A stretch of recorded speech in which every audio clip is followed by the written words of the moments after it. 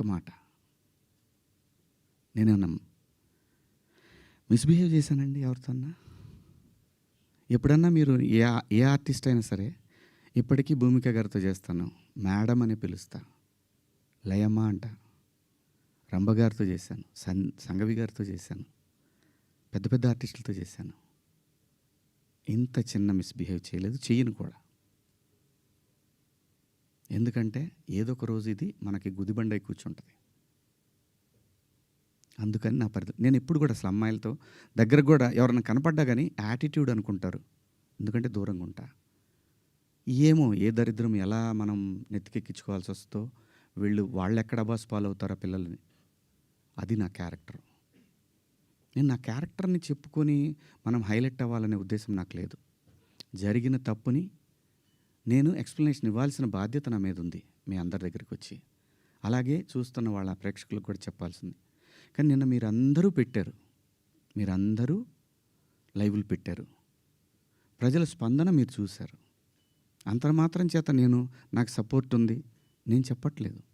ఉన్నా సరే నేను మాట్లాడిన తప్పు ఇది చాలా దూరం క్యారీ ఫార్వర్డ్ చేస్తాం.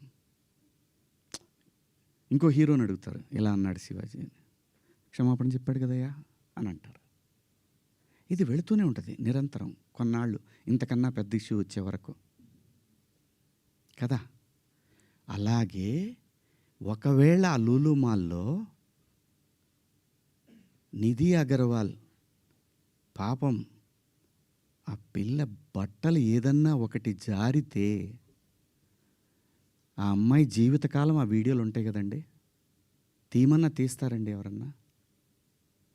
నన్ను చాలా ప్రొవోక్ చేసింది ఆ ఒక్క సిచ్యువేషనే. మా సమంత గారిది నేను చూడలేదు, అయ్యింది అని అన్నారు. నేను అంటాను, మీరంతా ఇప్పుడు నేను చెప్పిన మాట ఏంటి, అమ్మా మనకెందుకు ఈ దరిద్రం? ఇట్లా జనంలోకి వెళ్ళినప్పుడు కాస్త మంచి బట్టలు మీరు ఏమన్నా వేసుకోండి, చీరలు కట్టుకుంటారు. ఇప్పుడు మీరు వచ్చారమ్మా, చక్కగా నిండుగా వచ్చారు. ఎందుకు వస్తారు? మనకంటూ మనం ఒక చోటుకి వెళ్ళినప్పుడు మనకే ప్రమాదం లేకుండా మనల్ని ఎవడో విమర్శించకుండా బయటపడాలి అనేది ఉద్దేశం. అది నా ఇంటెన్షన్. శిక్ష వేసేవాడు కూడా ఫస్ట్ ఇంటెన్షన్ చూస్తాడు. ఇది ఏ ఇంటెన్షన్తో మాట్లాడాడు? జడ్జి అయినా, ఈవెన్ కేసు తీసుకునే ఎస్ఐ అయినా, ఉమెన్ కమిషన్ దాకా పోవాలన్నా ఇది ఈ 2 పదాలు. నాకంటే పెద్ద పదాలు ఎవరు వాడలేదా ఈ పరిశ్రమలో? నాన్నే ఎందుకు మీరు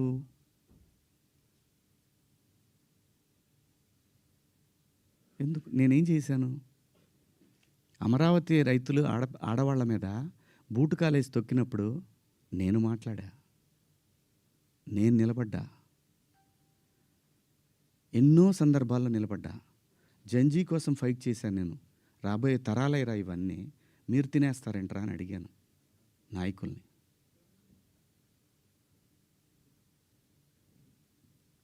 మీరందరూ కూడా మన పేపర్లో కానీ లేదన్నా కానీ ఎప్పుడైనా సరే ఒక మిస్ వార్త ఏదన్నా గబుక్కన మనం టీవీలో ప్రజెంట్ చేసినా కూడా సవరణ అని ఒకటి ఇస్తారు. మీరు మనుషులు, మనం సమర్థించుకోవట్లా, పొరపాటు జరిగింది అని చెప్తున్నాను నేను. దానికి మీరందరికన్నా కూడా ఎంత ఇది ఉందో కానీ నేను ఎప్పటికి సెట్ అవుతాను నాకు తెలియదు.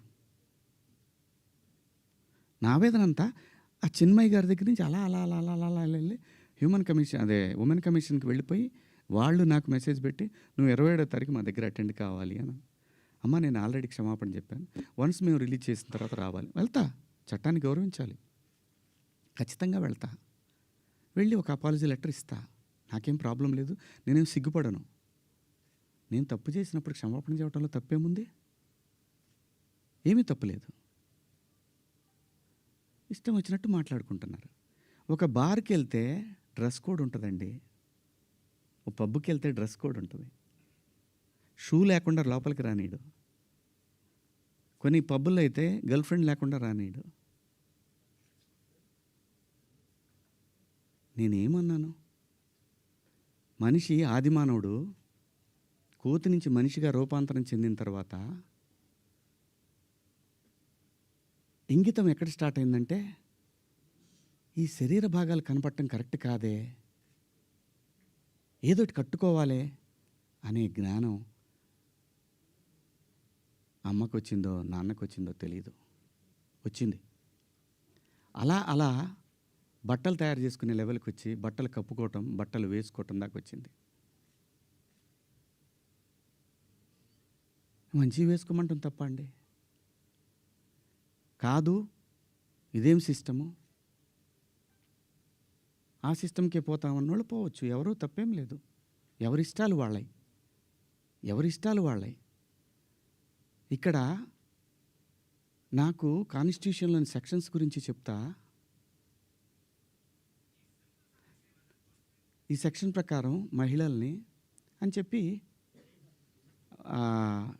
టిఎఫ్ఐ ఉమెన్ వింగ్ పెట్టారు. చట్టం నాకు తెలుసు, కాన్స్టిట్యూషన్ చదువుకున్నాను.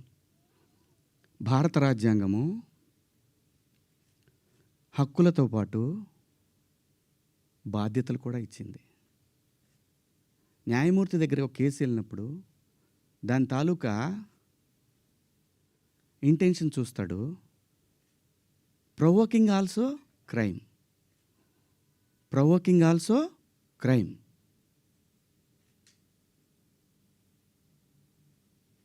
చాలామంది పెద్దవాళ్ళు, మన సీనియర్ సిటిజన్స్ అందరూ కూడా ఎందుకు అలా మాట్లాడతారు అంటే, నెక్స్ట్ జనరేషన్కి వాళ్ళ సంస్కృతిని క్యారీ ఫార్వర్డ్ చేసి వెళ్తున్నారు.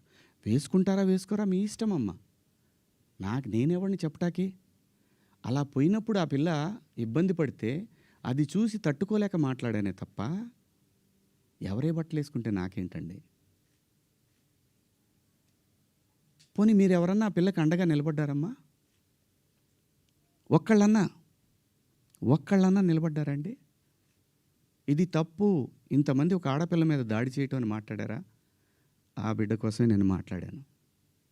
రేపొద్దున మన తెలుగు యాంకర్లు కానీ, మన ఆర్టిస్టులు కానీ చక్కగా బట్టలు వేసుకొని వస్తారు. మన సుమ గారు కానీ, ఝాన్సీ గారు కానీ, ఉదయభాను గారు కానీ, పిల్లలు కానీ, కొత్త పిల్లలు కొంచెం యంగ్ బ్యాచ్లో కొంచెం అందంగా గ్లామర్గా కనపడాలని వేసుకుంటుంటారు.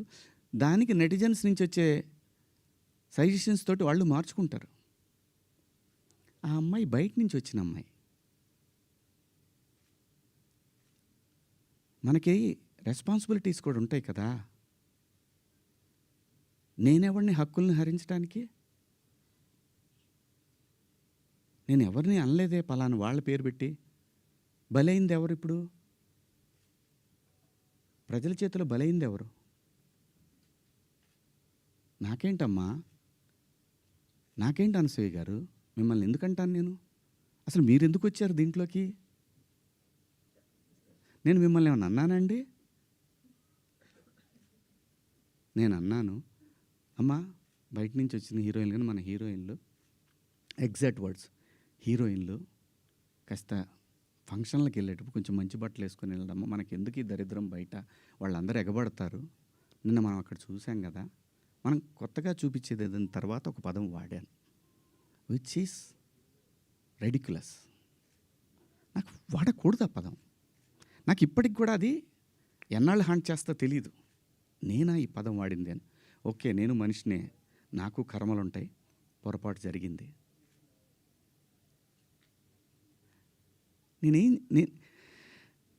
నా బాధ అంతా ఏంటంటే, నా వైఫ్ నా పిల్లలతోటి కరెక్ట్గా మాట్లాడలేకపోతున్నాను నేను. అది నా మిస్. వాళ్ళు నన్ను కన్సోల్ చేస్తున్నారు, వెళ్ళండి అని అంటున్నారు. అంటే ఎవరికో అయిందని కాదు, శివాజీ ఇలా మాట్లాడ్డే అని ఆ వైఫ్ని ఎవరన్నా అడుగుతారేమో అనే బాధ తప్ప నేను దేనికి భయపడేవాడిని కాదండి. తప్పు చేసినప్పుడు క్షమాపణ చెప్పడానికి కూడా ఒక క్షణం కూడా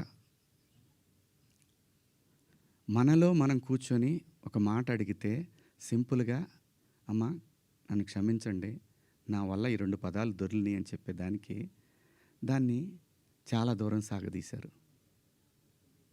పర్వాలేదండి, మేము పట్టడానికి ఉన్నాం, పడతాం. సమాజంలో ఎప్పుడైనా సరే ఇలా జరిగినప్పుడు నేను మాట్లాడతానండి, నేను ఖచ్చితంగా మాట్లాడతానండి. నేను ఏ తండ్రి వదిలేస్తారండి పిల్లల్ని? ఇంకొక పదం ఒకప్పుడు ఒక జర్నలిస్ట్ మేడం గారు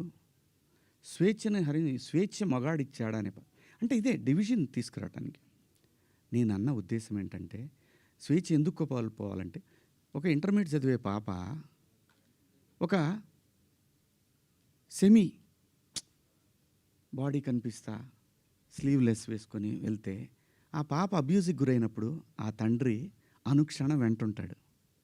అప్పటిదాకా హాయిగా తిరిగిన పిల్ల వీళ్ళ ప్రేమలో వీళ్ళ పొసెసివ్నెస్ వల్ల ఆ పాప తన ఫ్రీడమ్ని కోల్పోయినట్టు ఫీల్ అవుతుంది. అది దాని అర్థం. మీరందరూ పెద్దవాళ్ళమ్మా, ఎవరెవరైతే నన్ను దోషిగా సమాజం ముందు నిలబెట్టాలనుకున్నారో మీ అందరికీ వందనాలు. మీరు బాధపడ్డందుకు మీకు కూడా క్షమాపణలు. ఇది శివాజీ ఎందుకు, ఇంకా ఇంతకుముందు చాలా జరిగినాయి కదా. వాళ్ళని అడగరే? నేను చెప్పింది ఏంటి? మనకెందుకమ్మా? సమాజంలో ఏ తప్పు జరిగినా అందరూ వేళ్ళన్నీ సినిమా ఇండస్ట్రీ వైపు వస్తున్నాయి. ఆడపిల్లల రేపులు జరిగినా, లేదంటే తాగి పిల్లలు మాబ్ దాడులు చేసుకున్న ఒకడికొకడు ఒక సమూహాలు కలిసి, ఆ సందర్భంలో మాట్లాడాలా లేదా? విత్ గుడ్ ఇంటెన్షన్ నేను మాట్లాడినా, నేను వాడిన పదాలు అన్పార్లమెంటరీ. ఆ 2 పదాలు. ఇంతకు మించి నేను ఏ తప్పు చేయలేదు. చేస్తే క్షమాపణ చెప్పడానికి వెనకాడను. నేను ఎదురుదాడికి కూడా వెళ్ళే మనిషిని కాదు. నేను నా కోసం నా ఇంటెన్షన్ అర్థం చేసుకున్న వాళ్ళందరికీ కూడా థ్యాంక్ యూ సో మచ్. ముఖ్యంగా అనసూయ గారు నా ఇన్సెక్యూరిటీ గురించి మాట్లాడారు. అవునమ్మా,